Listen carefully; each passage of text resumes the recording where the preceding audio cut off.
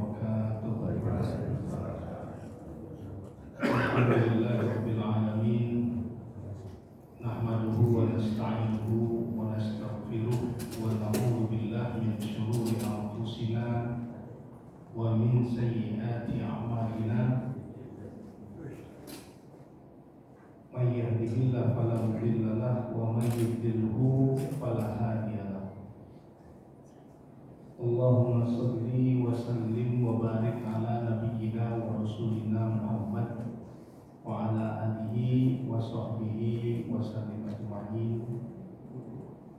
Bapak-bapak, ibu-ibu yang dimuliakan oleh Allah, para tokoh, para sesepuh, alimin dan lain-lain, puji syukur kita panjatkan kehadirat Allah Subhanahu wa taala atas limpahan rahmat, taufik, hidayah dan inayahnya pada kita semua.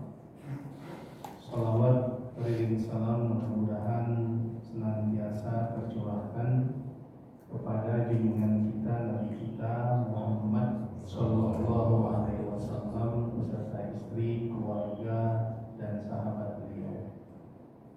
Bapak Ibu sekalian rahimahullah,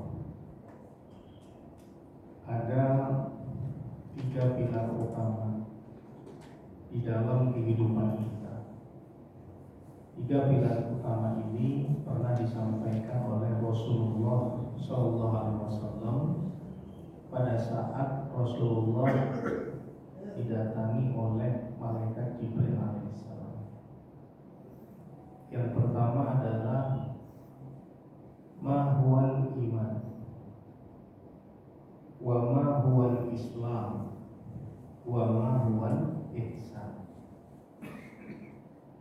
Kemudian Rasulullah SAW menjawab, al-iman adalah al-iman billah, beriman kepada Allah, beriman kepada para malaikat, beriman kepada kitab, beriman kepada para rasul, beriman kepada hari kemudian, dan beriman kepada qada dan qadarnya Allah Subhanahu wa taala. Nah, yang kedua, mahwal Islam. Ya, Islam itu adalah syahadatu an la ilaha illallah wa anna Muhammadar Rasulullah.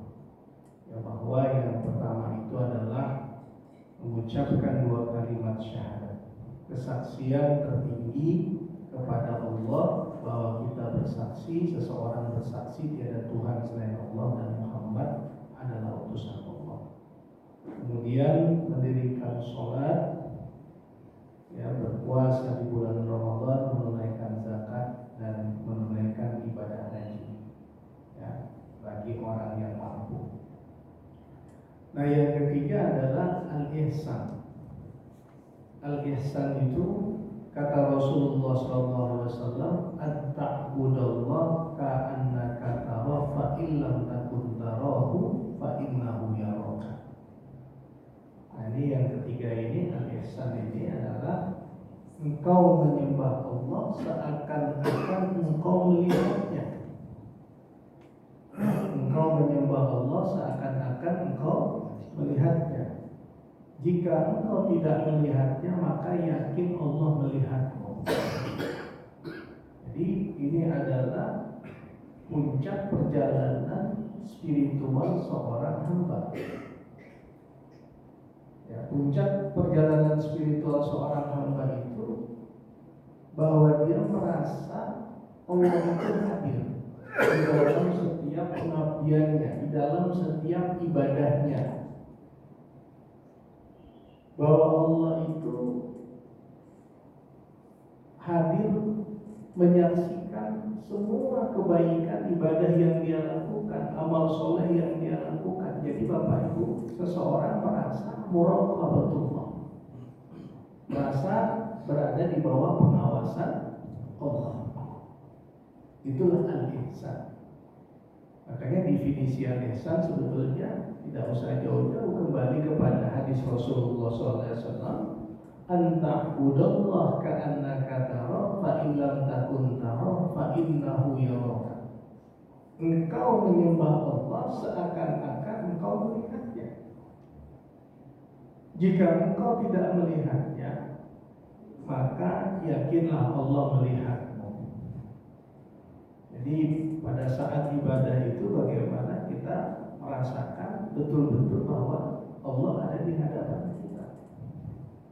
Ada satu hadis Rasulullah SAW pada saat seorang anak muda, seorang sahabat datang minta nasihat kepada Rasulullah. Nah, seorang sahabat ini pemuda yang bernama Abdullah bin Abbas. Abdullah bin Abbas ini kalau bapak ibu pergi umroh, kemudian ziarah ke Taif, nah di sana ada kuburan Abdullah bin Abbas, seorang anak muda yang cerdas di zamannya, yang pernah dibawa oleh Umar bin Khattab radhiyallahu anhu kepada Dewan Fatwa senior, para sahabat senior pada saat itu. Abdullah bin Abbas remaja. Kemudian Umar bin Khattab meminta kepada para sahabat senior untuk menjelaskan surat An-Nasr, idza jaa nasrullahi wal fath. Silahkan takwilkan ayat ini. Kata para sahabat, ini adalah kejayaan kemenangan Islam sebentar lagi. Nah, Abdullah bin Abbas diminta menjelaskan oleh Umar bin Khattab tentang surat An-Nasr. Apa kata Abdullah bin Abbas? Sebentar lagi Rasulullah akan meninggalkan kita. Oh, cerdas sekali Abdullah bin Abbas, pemuda berusia 16 tahun pada saat itu. Sebentar lagi Rasulullah SAW akan meninggalkan kita. Kenapa? Kalau Islam sudah mencapai kemenangan, kejayaan, berarti tugas Rasulullah sudah selesai. Maka Rasulullah akan meninggalkan kita. Menangislah para sahabat pada saat itu. Nah, Abdullah bin Abbas ini yang sekarang banyak dikunjungi jemaah haji, jemaah umroh ke Taif, pernah datang kepada Rasulullah SAW minta nasihat. Apa kata Rasulullah Bapak Ibu? Jagalah Allah, niscaya Allah menjagamu. Jagalah Allah, niscaya engkau temukan Allah ada di hadapan. Apa maksud jaga di sini? Jaga di sini itu bukan menjaga Allah. Bagaimana kita menjaga yang Maha Kuasa? Tapi jagalah perintah dan larangan Allah. Jagalah agama Allah. In tansurullah yansurkum wa yutsabbit aqdamakum. Apabila engkau menjaga agama Allah, maka Allah menjagamu. Maka jagalah Allah, niscaya Allah menjagamu. Jagalah Allah, niscaya engkau temukan Allah ada di hadapanmu. Baik. Jadi kalau kita bisa berbuat ibadah, kita beribadah, tapi ibadah itu, kebaikan itu, amal soleh itu kita yakini bahwa kita disaksikan oleh Allah, dilihat oleh Allah, dinilai oleh Allah. Dan itu menjadi belief, menjadi keyakinan. Keyakinannya apa? Jagalah Allah, niscaya engkau temukan Allah ada di hadapan. Nah, kalau sudah begitu, apa kata Rasulullah SAW? Kalau kita sudah meyakini Allah ada di hadapan kita, kalau engkau meminta, mintalah kepada Allah. Jangan minta kepada yang lain. Jangan bersandar kepada yang lain. Kalau engkau memohon perlindungan, mohonlah perlindungan kepada Allah. Jangan meminta perlindungan kepada yang lain. Kenapa? Yang lain itu lemah. Andaikan sampai Rasulullah SAW menggambarkan, andaikan seluruh umat manusia ini memberikan manfaat kepadamu, tapi kalau Allah tidak izinkan, satu bumi pengen ngasih manfaat sama Bapak Ibu, tapi kalau Allah tidak izinkan, tidak terjadi. Begitu juga kalau umat manusia ingin mencelakaimu, kalau Allah tidak izinkan, tidak terjadi. Jadi hidup ini jangan khawatir, dekat sama Allah, merasa diawasi oleh Allah, merasakan betapa Allah ada di hadapan kita, tapi dengan catatan, jagalah Allah. Nah, kalau satu bumi ini ingin memberi manfaat kepadamu, kalau Allah tidak izinkan tidak terjadi. Kalau satu bumi ini ingin mencelakaimu, kalau Allah tidak izinkan tidak terjadi. Kenapa? Kan jawabannya begitu. Kenapa? Rasulullah SAW mengatakan, pena sudah diangkat, lembaran-lembaran sudah kering. Pena sudah diangkat, lembaran-lembaran sudah kering. Kita ini menjalani takdir kehidupan kita yang sudah ditetapkan oleh Allah. Nah, ini tauhid Bapak Ibu. Ya, ini betul-betul hadis yang mengajarkan kepada kita tentang kemurnian tauhid. Nah, ihsan termasuk itu. Anta abudallah ka'annaka tara fa illam takun tara fa innahu yaraka. Engkau sembah Allah seakan-akan engkau melihatnya. Jika engkau tidak melihatnya, maka yakinlah Allah melihatmu. Ini sebetulnya kalau di dalam sholat ini levelnya juga udah sampai level khusyuk. Kenapa? Karena di dalam Al-Baqarah ayat 45 wasta'inu bis-sabri was-shalah. Mintalah tolong kepada Allah dengan sabar dan salat. Wa innaha lakabiratun illa 'alal khashiyin. Salat itu amat berat kecuali bagi orang yang khusyuk. Ayat 45. Ayat 46. Nah, ini dia. Ayat 46. Alladzina yazunnuna annahum mulaqu rabbihim wa annahum ilaihi raji'un. Kalau tadi hadis Rasulullah SAW mengatakan, sembahlah Allah seakan-akan engkau melihatnya. Jika engkau tidak melihatnya, yakinlah Allah melihatmu. Itu yang disebut dengan ihsan. Sedangkan khusyuk adalah alladzina yazunnuna annahum mulaqu rabbihim wa annahum ilaihi raji'un. Khusyuk itu apa? Di ayat 46 Al-Baqarah, orang-orang yang punya kesadaran, yang punya keyakinan bahwa mereka akan bertemu dengan Allah dan kembali menghadap Allah. Jadi bapak-bapak, ibu-ibu, ini keyakinan ini atau belief ini, keyakinan kita ini penting. Apa itu? Bahwa Allah itu selalu dekat dengan kita. Ya, Allah itu dekat dengan kita. Kita nggak bisa melihat Allah, Allah melihat kita. Nah, kalau kita bisa jaga kewajiban kita kepada Allah, Allah menjaga kita, melindungi kita. Ya, jangan pernah meminta kecuali meminta kepada Allah. Nah, itu bisa masuk ke dalam ihsan. Nah, di dalam Al-Quran, Bapak Ibu, di dalam Al-Quran beberapa ayat tentang ihsan. Di surat 28 ayat 77. Ya, surat 28 ayat 77. Wabtaghi fima ataqallahu daral akhirah wa la tansa nasibaka minad dunya. Ini ihsan. Ya. Ayat berikutnya, wa ahsin kama ahsanallahu ilaika wa la tabghil fasada fil ardi innallaha la yuhibbul mufsidin. Wa ahsin. Nah, tadi ihsan itu puncak perjalanan spiritual seorang hamba. Dia beribadah, merasakan Allah itu hadir, merasakan dia di bawah pengawasan Allah, dia beribadah mengharapkan rahmat ridho Allah. Nah, ini ayat menjelaskan, kejarlah akhiratmu, jangan kau lupa dengan duniamu.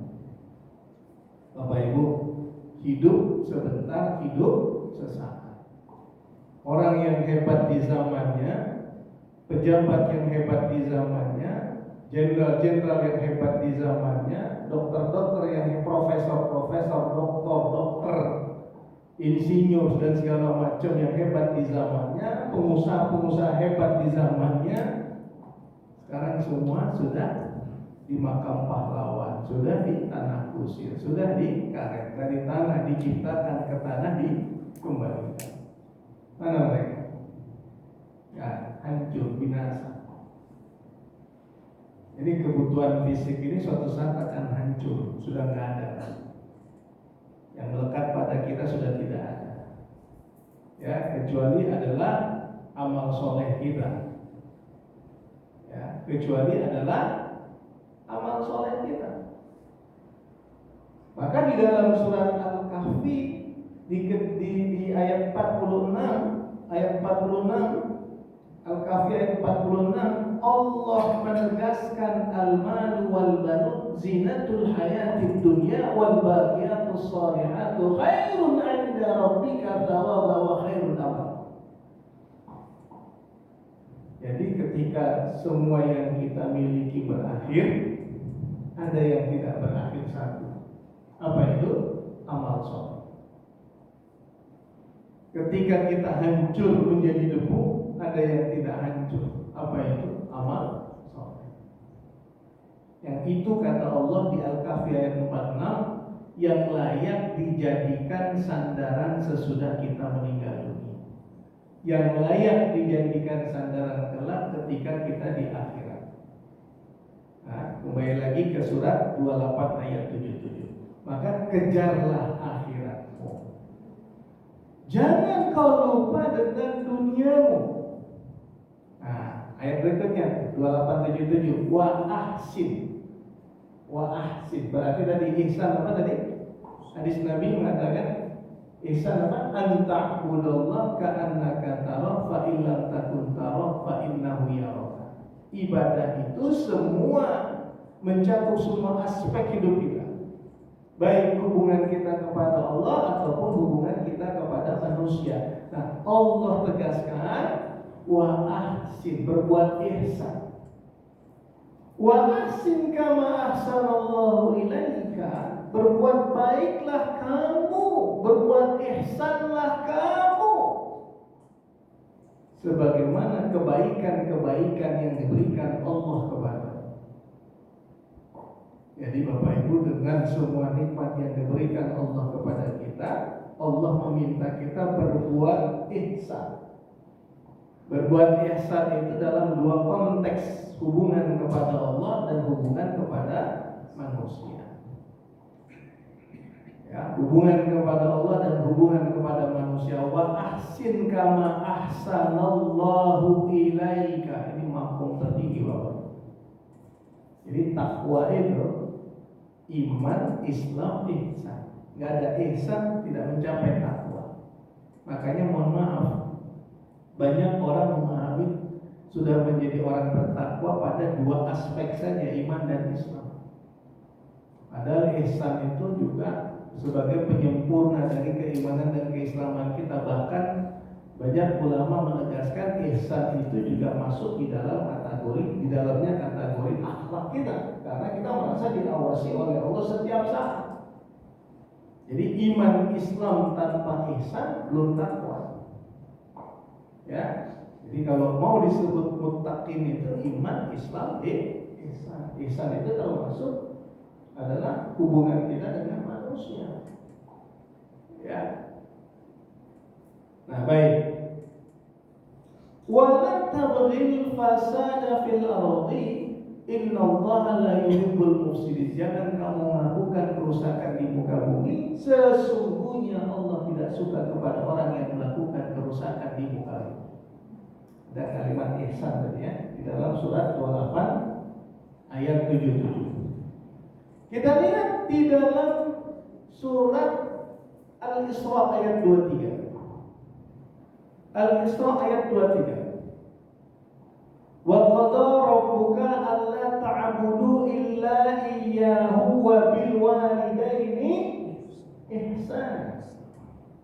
Wa imma yablughannaka al-kibar ahaduhuma aw kilahuma wa la taqul lahumā apa?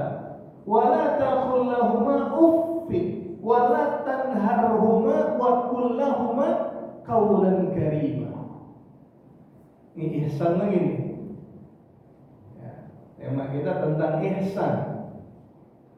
Ya, Tuhanmu itu memerintahkan kamu berbakti kepada kedua orang tua. Ya, kita ini diminta berbakti kepada kedua orang tua kita, hidup ataupun matinya.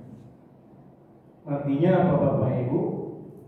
Iza mata ibnu Adam inqata'a amaluhu illa min salatin. Kalau anak cucu Adam itu wafat, terputus seluruh amalnya kecuali 3 hal: shadaqatun jariyah, ilmun yuntafa'u bihi, waladun sholih yad'u lahu. Jadi kalau anak yang soleh mendoakan orang tuanya, insya Allah sama. Kalau anak berilmu juga, ini ilmu orang yang wafat menjadi amal jariah, sedekah orang yang wafat menjadi amal jariah. Anak yang soleh yang ditinggalkan oleh orang yang wafat, itu juga doa-doa anak yang soleh menjadi amal kebaikan buat yang wafat. Nah sekarang yang hidup anaknya bersedekah untuk orang tuanya, sampai anaknya berilmu, menyampaikan ilmu buat umat, diniatkan untuk orang tuanya, sampai. Waladun soleh itu bisa anak biologisnya, bisa anak asuhnya, bisa anak tiri yang dia besarkan jadi anak soleh, bisa anak yatim, bisa orang-orang yang soleh, bisa anak didik. Gitu. Bapak, ruang amal Pak banyak dalam Islam. Bapak Ibu, ruang amal itu banyak dalam Islam. Ya, kita kembali lagi. Wa qada rabbuka alla ta'budu illa iyyah. Ini hebatnya nih. Ajaran Islam luar biasa. Allah itu tidak hanya memerintahkan kita dalam hubungan kita kepadanya, mengharmonisasikan hubungan kita kepadanya, tapi juga kepada orang yang terdekat.